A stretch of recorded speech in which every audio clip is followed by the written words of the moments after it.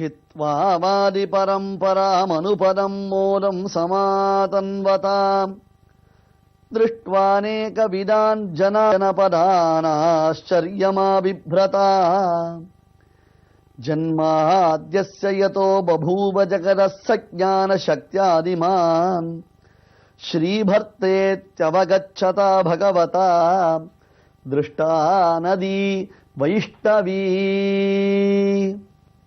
எதிகட்கிறைவன் யமுனைத் துறைவன் இணையடியாம் கதிபெற்றுடை ராமானுஷமுனி யத்பதாம்போருஹத்யான வித்வஸ்த அசேஷ கல்மஷா வஸ்துதாம் உபயாதோகம் யாமுனேயம் நமாமிதம் என்று யாருடைய திருவடி தாமரைகளை எப்பொழுதும் தியானித்துக் கொண்டிருப்பதினாலே சகலவிதமான கிளேசங்களும் நம்மிடத்தில் இருக்கக்கூடியதான எல்லா விதமான கஷ்டங்களும் நீங்கி மனசு பரிசுத்தமாகி மனதில் உள்ளதான காமக்ரோதங்கள்லாம் நீங்கி நாமும் ஒரு பொருள் என்பதாக உலகத்தவர் உணரும்படியான ஒரு நிலைக்கு ஆளாகிறோமோ அப்படிப்பட்டதான யாமுனாச்சாரியருடைய திருவடிகளை யாமுனாச்சாரியரை சேவிக்கிறேன். வஸ்துதாம் உபயாதோகம் யாமுனேயம் நமாமிதம்.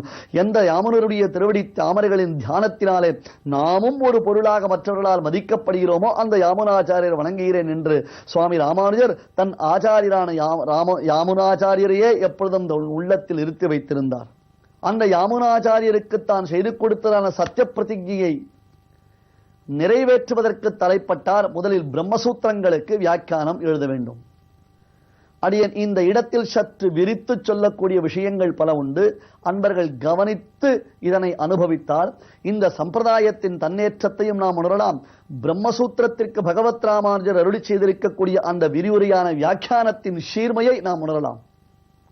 அதற்கு பூர்வாங்கமான சில விஷயங்களை எல்லாம் நாம் புரிந்து கொள்ள வேண்டும். அதாவது வியாசர் வேதவியாசர் என்று அழைக்கப்படுகிறார். வியாசர் என்ற சொல்லுக்கே எல்லாவற்றையும் அழகாக பாகுபடுத்தி வைப்பவர் என்பதாக பொருள். அதாவது கட்டுரையாளர் என்பதாக பொருள். உங்களுக்கு புரியும் வகையில் சொல்ல வேண்டும் என்றால் வியாசர் என்றால் கட்டுரையாளர். ஒரு பத்திரிகை, ஒரு செய்தி பத்திரிகை அல்லது மாரப்பத்திரிகையை நாம் எடுத்து படிக்கும் பொழுது அதில் சிறுவர் பகுதி தனியாக இருக்கும், நகைச்சுவை பகுதி தனியாக இருக்கும், அரசியல் பகுதி தனியாக இருக்கும், ஆசிரியர் பகுதி தனியாக இருக்கும், பெண்கள் பகுதி தனியாக இருக்கும். இப்படி அவரவர்கள் விருப்பத்திற்கேற்ப ஒரு பத்திரிகை வடிவமைக்கப்படுகிறது அல்லவா? அப்பொழுது அந்த பத்திரிகை ஆசிரியரை நாம் இவர் நல்ல முறையில் இவற்றையெல்லாம் பிரித்து வைத்திருக்கிறார், இந்த பத்திரிகை நன்றாக வெளிவருவதற்கு இந்த ஆசிரியர் சிறப்பாக செயல்படுகிறார் என்று சொல்லுகிறோம் அல்லவா? அந்த ஆசிரியர், அதாவது பாகுபடுத்தி வைப்பவர் என்பவருக்குத்தான் வியாசர் என்பதாக பொருள், பெயர். பல யுகங்களில் பல மகாத்மாக்கள் வியாசர்களாக இருந்திருக்கிறார்கள். ஒரு கால விசேஷத்தில் பராசர மகர்ஷியே வியாசராக இருந்ததாக அறிகிறோம். ஒரு கால விசேஷத்தில் வசிஷ்டர் வியாசராக இருந்ததாக அறிகிறோம். இனி அடுத்த வரக்கூடிய காலகட்டங்களில் அஸ்வத்தாமா, மகாத்மா துரோணருடைய திருக்குமாரரான அஸ்வத்தாமா அந்த பதவியை அடைவதற்காக தவம் செய்து கொண்டிருக்கிறார் என்று பெரியவர்கள் சொல்லுகிறார்கள். இப்பொழுது நாம் சொல்லக்கூடிய வியாசருக்கு கிருஷ்ணதீபாயனர் என்பதாக திருநாமம். பராசரருக்கும் சத்யவதிக்கும் தான் பிள்ளையாக பிறந்தார். அஷ்டாதச புராணானாம் கர்த்தா சத்யவதி சுதஹா. 18 புராணங்களை தொகுத்து வைத்தவர், 18 புராணங்களை நாம் அறியும்படி நன்கு நமக்கு தொகுத்து பகுத்து வைத்தவர் சத்யவதியினுடைய பிள்ளையான வேதவியாசர். அவர் நாராயணனுடைய அம்சம் பெற்றவர். வியாசாய விஷ்ணு ரூபாய வியாசரூபாய விஷ்ணவே என்றும், கிருஷ்ணத்வைபாயனம் வியாசம் வித்தி நாராயணம் பிரபும் கோஹ்யன்யோ புவி மைத்ரேய மகாபாரத கிருத் பவேத் என்று வேதத்தின் பரமரசமான அந்த மகாபாரதத்தை வேதவியாசர் இயற்றினார் என்றால் அவருக்கு நாராயணனுடைய அம்சம் இல்லாமல் எப்படி சித்திக்கும் என்பதாகவும் இவருடைய பெருமைகளை நாம் அறிகிறோம். ஒரு காலத்தில் வேதங்கள் அனைத்தும் ஒன்றாக திரண்டிருந்தன. பிறகு ரிக்வேதம், யஜுர்வேதம், சாமவேதம், அதர்வண வேதம் என்று அந்த வேதத்தை பாகுபடுத்தி வைத்தார். அது முதற்கொண்டு அவருக்கு வேதவியாசர் என்னும் திருநாமம் ஏற்பட்டது. நாம் வியாசருடைய சரித்திரத்துக்குள்ளே போகப் போவதில்லை. ஆனால் இந்த வியாசருடைய நிலை என்ன முதலில் பார்த்தோமல்ல. இனி அடுத்தது வியாசர் வேதங்களை தொகுத்ததினாலே அவருக்கு வேதவியாசர் என்னும் திருநாமம் உண்டாயிற்று. சரி, அந்த வேதம் எத்தகையது? வேதத்தை 2 பாகமாக பிரிக்க வேண்டும். முதலில் பூர்வ பாகம், அடுத்தது உத்தர பாகம். அந்த பூர்வ பாகத்தை கர்மபாகம் அல்லது கர்மகாண்டம் என்று சொல்லுவர். அடுத்தது உத்தர பாகம், பின்பகுதியை ஞானபாகம் அல்லது உபனிஷத் பாகம் என்பதாக சொல்லுவார்கள். நன்கு பார்த்துக் கொள்ளுங்கள். கர்மகாண்டம் என்பதாக பெயர் பூர்வ பாகம். உத்தர பாகத்திற்கு பிரம்மபாகம், பிரம்மகாண்டம் அல்லது ஞானகாண்டம் என்பதாக பெயர், உபனிஷத் காண்டம் என்பதாக பெயர். இதில் பூர்வ பாகத்தில் சொல்லப்படும் விஷயங்கள் எல்லாமே எதை வலியுறுத்துகின்றன தெரியுமா? நல்ல காரியங்களை செய்ய வேண்டும். அவரவர்கள் தங்கள் வருணத்திற்கு உரியதான அனுஷ்டானங்களை, நித்திய கர்மானுஷ்டானங்களை விடாமல் செய்ய வேண்டும். இந்த வர்ணாசிரம தர்மங்கள் மாறக்கூடாது. அடுத்தது, உன் விருப்பம் ஒன்று உண்டு என்றால் அந்த விருப்பத்தை நிறைவேற்றிக் கொள்வதற்காக நீ வேதம் கூறிய வகையில் நடந்தால் உன் விருப்பம் நிறைவேறும். உதாரணமாக, ஒருவருக்கு நிறைய பணம் வேண்டும் என்பதாக ஆசை வைத்துக் கொள்கிறேன். நிறைய காசு பணம் சம்பாதிக்க வேண்டும், தனக்கு பணம் கொட்டு என்று கொட்ட வேண்டும் என்றால் அவர் என்ன செய்ய வேண்டும்? வாயுவை தேவதையாக வைத்துக் கொண்டு ஒரு யாகம் செய்ய வேண்டும். இந்த யாகம் வேதத்தில் விதிக்கப்பட்டிருக்கிறது. வாயுருவை க்ஷேபிஷ்டா தேவதா என்று. இந்த வாயு எவ்வளவு விரைந்து செல்லக்கூடியவனோ அது போன்ற நமக்கு விரைவாக செல்வம் சேரும்.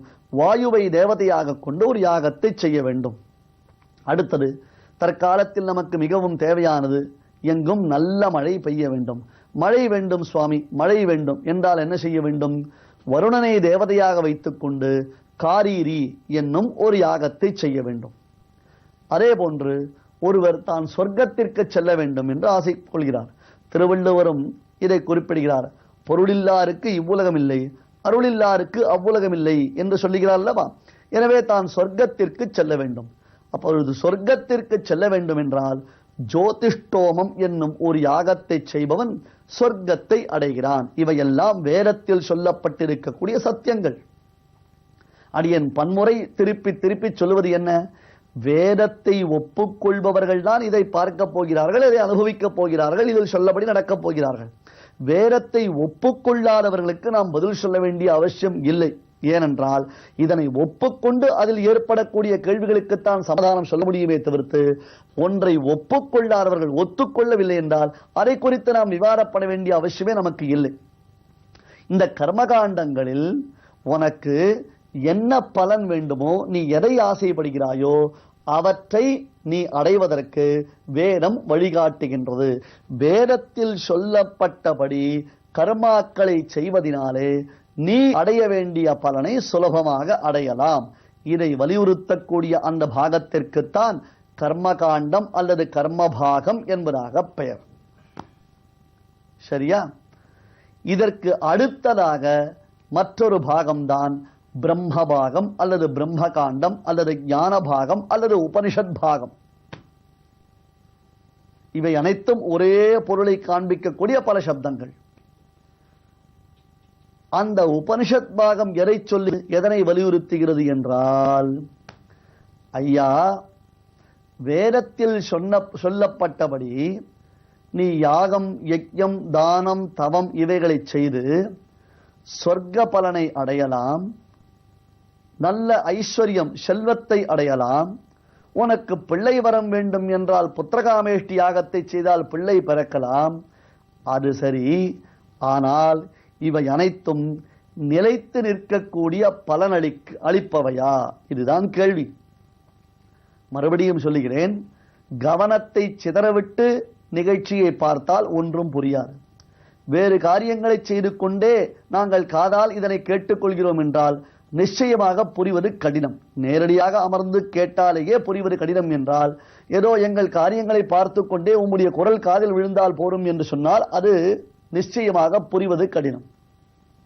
வேதத்தில் சொல்லப்பட்ட அந்த வழிமுறையில் நாம் கர்மானுஷ்டானங்களை செய்து ஜோதிஷ்டோமேன ஸ்வர்காமோ விஜேத, சொர்க்கத்தை விரும்புபவன் ஜோதிஷ்டோம யாகத்தை செய்யலாம். ஐஸ்வர்யத்தை, செல்வத்தை விரும்புபவன் வாயு தேவதாகமான யாகத்தை செய்யலாம்.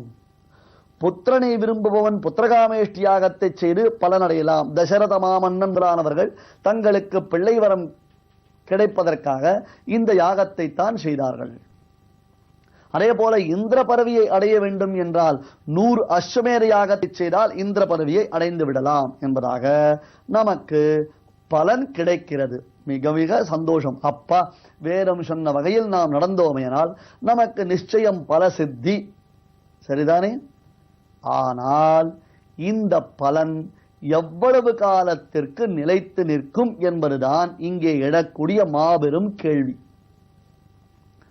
நான் ஒரு யாகத்தை செய்து இந்திரலோகத்தை சொர்க்கலோகத்தை அடைந்து அந்த சொர்க்கலோகத்தில் ரம்பை, மேனகை, ஊர்வசி, திலோத்தமை முதலான அப்சர ஸ்திரீகளுடன் ஆனந்தமாக காலத்தை கழிக்க வேண்டும் என்று ஆசைப்பட்டு அப்படி ஒரு காரியத்தை அடைவதற்கு, ஒரு பலனை அடைவதற்கு வேதத்தில் சொல்லப்பட்டபடி யாகத்தை செய்தால் எனக்கு எத்தனை காலம் சொர்க்கவாசம்? அது என்ன மனித ஆயுளா அல்லது அங்கே தனியான ஆயுள் கணக்கிடப்படுகின்றதா? மனித ஆயுள் என்றால் எத்தனை வருடங்கள், அல்லது தேவர்களுக்கு என்று கணக்கிடப்பட்டதான ஆயுளில் எத்தனை காலங்கள் என்பதான ஒரு கேள்வி வரும் பொழுது வேதம் பதில் சொல்லுகிறது. அப்பா, நீ இங்கே செய்யக்கூடியதான இந்த யாக யஜ்ய தான தவங்களினுடைய பலனை சொர்க்கத்தில் சென்று அனுபவிக்கும் பொழுது அவை மிக மிக மிக மிக அற்பமான காலம்தான். இங்கே ஒருவன் 100 வருடங்கள் யாகம் செய்து சம்பாதித்த புண்ணியத்தின் பலனை சொர்க்கத்தில் 10 நிமிடம் மட்டும்தான் அனுபவிக்க முடியும் என்று வேதம் சொல்லிவிட்டது என்றால் இப்பொழுது செய்தவனுடைய நிலையை எண்ணிப்பாருங்கள். அவன் எந்த அளவிற்கு நொந்து போவான்? எவ்வளவு ஆசை கொண்டு விருப்பத்துடன் வேதம் சொன்ன வார்த்தையில் நம்பிக்கை கொண்டு இந்த காரியத்தை செய்தேனே, இதன் பலன் இவ்வளவுதானா என்பதாக அவன் எண்ணலாம் அல்லவா? அப்படி எண்ணினால் அதன் பிரயோஜனம் என்ன? இதற்கு நம் சுவாமி ராமானுஜர் என்ன வழி காட்டுகிறார்?